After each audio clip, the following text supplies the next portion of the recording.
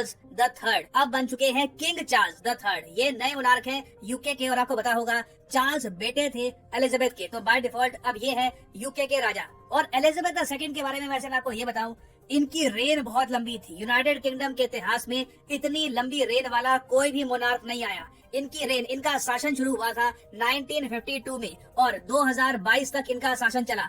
पूरी दुनिया की हिस्ट्री भी आप अगर देखो तो ये सेकंड नंबर पे आती है of the longest raining monarchs, क्योंकि हिस्ट्री में आप अगर देखोगे तो सबसे ज्यादा लंबा शासन रहा था फ्रांस के एम्परर किंग लुई द 14 का। इनका शासन चला 72 ईयर्स से भी ज्यादा। Queen Elizabeth the second UK की रानी रही 70 ईयर्स तक, तो अगर ये 2 साल और जी जाती तो ये नंबर 1 स्पॉट पे आ सकती थी। किंग लुई द 14 का रिकॉर्ड ये तोड़ सकती थी, मगर अब लगता नहीं है कि इनका रिकॉर्ड आने वाले 100-150 साल में कोई तोड़ पाएगा। मोस्ट प्रोबेबली ये रहने वाले हैं the longest raining emperor in the world. Comparison के लिए मैं वैसे आपको अगर बताऊं तो सम्राट अशोक के बारे में आपने बहुत पढ़ा होगा। सम्राट अशोक का शासन रहा था 36 सालों तक, औरंगजेब का शासन रहा था 49 ईयर्स तक। तो बहुत बड़ी बात होती है एक एम्पायर में 70 ईयर्स से भी ऊपर तक अपनी रेन बना के रखना। तो इस वीडियो में मैं आपको बताऊंगा कि क्वीन एलिजाबेथ के मरने के बाद ऑपरेशन लंदन ब्रिज कैसे एक्टिव हुआ, दुनिया भर के वर्ल्ड लीडर्स ने क्या प्रतिक्रिया दी है, बहुत कुछ यहाँ पे आपको जानने को मिलेगा। मगर आगे बढ़ने से पहले आपसे एक सिंपल सा क्वेश्चन पूछूंगा।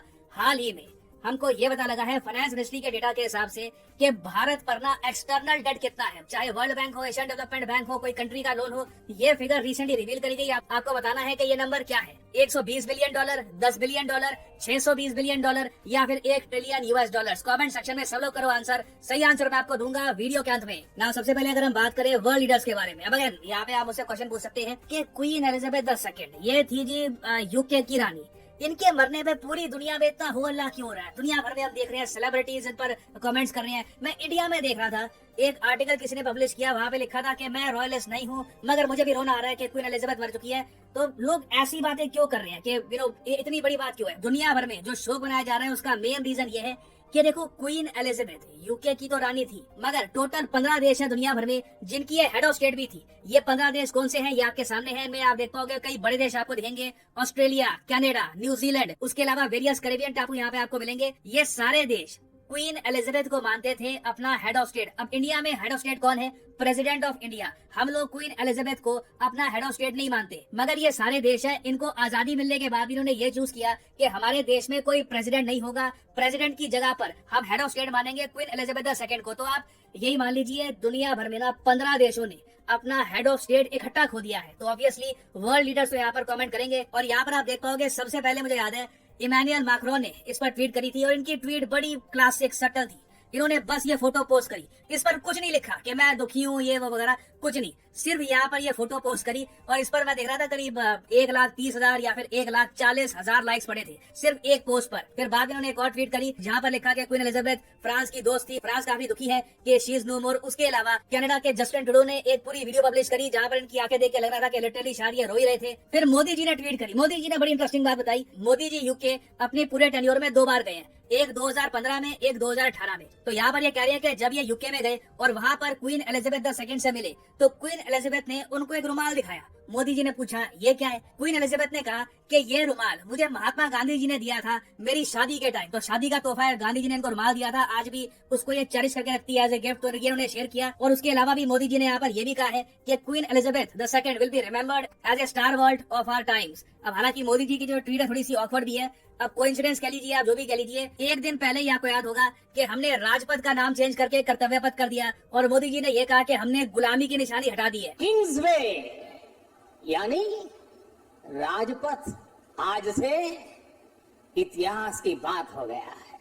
मैं सभी देशवासियों को आजादी के इस अमृत काल में गुलामी की एक और पहचान से मुक्ति के लिए बहुत बहुत बधाई देता हूं। मोदी जी भी सोच रहे होंगे यहाँ पर कि एक दिन पहले ही गुलामी की निशानी हटाई, अगले ही दिन यहाँ पर न्यूज आ गई कि क्वीन एलिजाबेथ नहीं रही। ऑफ कोर्स मैं एक सुपरस्टिशियस आदमी नहीं हूँ, मगर बड़ा अजीब सा कोइंसिडेंस है। खैर एनीवे, ये इंडिया की हमने बात कर ली। जो बाइडन ने एक बहुत बोरिंग सा इन्होंने एक मैसेज लिखा है जहाँ पे इनकी पत्नी और ये बात कर रही है कॉमनवेल्थ के बारे में कि किस तरीके से कॉमनवेल्थ ग्लोबल पीस के लिए इंपॉर्टेंट है, क्वीन एलिजाबेथ का कितना पॉजिटिव रोल था। तो ये सब उन्होंने यहाँ पर बात बोली है।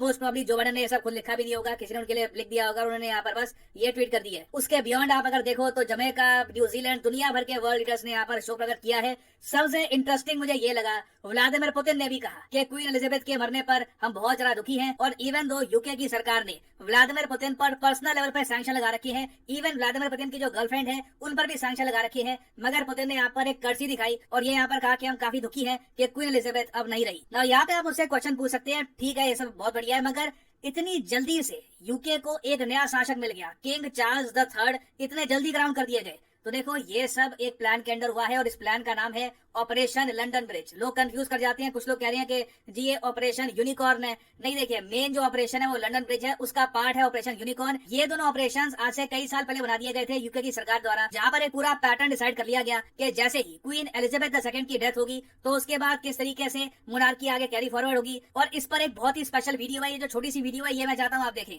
The Queen is the cornerstone to the Commonwealth, the patron to almost 600 organisations and charities, and plays a pivotal role in the UK's alliance with many countries. So her passing will bring about a lot of change. Not just for the United Kingdom, but potentially the world.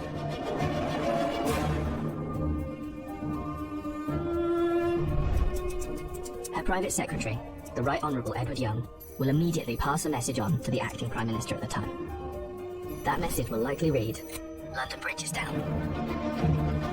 The Prime Minister will then set Operation London Bridge into action. तो जैसे ही queen Elizabeth की death confirm हो गई, UK के PM को बोल दिया गया London bridge is down, operation London bridge active कर लीजिए। तो उसके बाद जो 15 कंट्रीज क्वीन एलिजाबेथ II को मानती है अपनी हेड ऑफ स्टेट, सबसे पहले उनको मैसेज गया, इमरजेंसी मैसेज, कि क्वीन एलिजाबेथ मतलब कि आपके देश की हेड ऑफ स्टेट अब नहीं रही। फिर बाद में जो कॉमनवेल्थ ग्रुप है जिसमें इंडिया, पाकिस्तान, श्रीलंका, बांग्लादेश ये सब भी आते हैं, उनको भी मैसेज किया गया कि क्वीन एलिजाबेथ नहीं रही। और फिर उसके बाद यूनाइटेड किंगडम में जो भी मीडिया है, चाहे बीबीसी हो या फिर कोई और मीडिया हाउस हो, सबको कहा गया कि जो भी आपकी ब्रेकिंग न्यूज वाली पट्टी होती है उसको आप ब्लैक कलर में दिखाओगे, जो आपका न्यूज एंकर है वो काले रंग का सूट पहनेगा और जनता को बताएगा कि क्वीन ऑफ इंग्लैंड नहीं रही। तो पूरा इसका एक प्रोटोकॉल होता है। जैसे ही क्वीन एलिजाबेथ की डेथ हुई, लंदन ब्रिज एक्टिवेट हो गया और किंग चार्ल्स III बन गए यूके के नए मोनार्क। और अब किंग चार्ल्स लीड करेंगे यूके की पूरी रॉयल फैमिली को। देखो यूके की रॉयल फैमिली बहुत बड़ी है। आपको पता होगा कि क्वीन एलिजाबेथ II के पति थे प्रिंस फिलिप, इनके बहुत सारे बच्चे हुए। उसके अलावा भी प्रिंस चार्ल्स के छोटे भाई हैं, उनकी भी एक्सटेंडेड फैमिली है। इन सब की नेटवर्थ को आप अगर ऐड कर दो तो फोर्ब्स मैगजीन ने इसकी कैलकुलेशन ये लगाई कि टोटल नेटवर्थ इन सब लोगों की है $88 बिलियन, जो कई देशों की जीडीपी से भी ज्यादा है। उसके अलावा किंग चार्ल्स को अब $50 मिलियन से भी ऊपर की एनुअल सैलरी मिला करेगी as the king of UK. अब फाइनली वापस आते हैं अपने क्वेश्चन की तरफ कि as of March 2022 what is India's external debt. India पर बाहर के इंस्टीट्यूट्स देशों से कितना कर्ज बनता है? तो टोटल कर्ज इंडिया पे है अराउंड $620 बिलियन का। तो option C is the right answer. India का एक्सटर्नल डेट रिसेंटली बढ़ भी गया है and it is a concern for the entire country.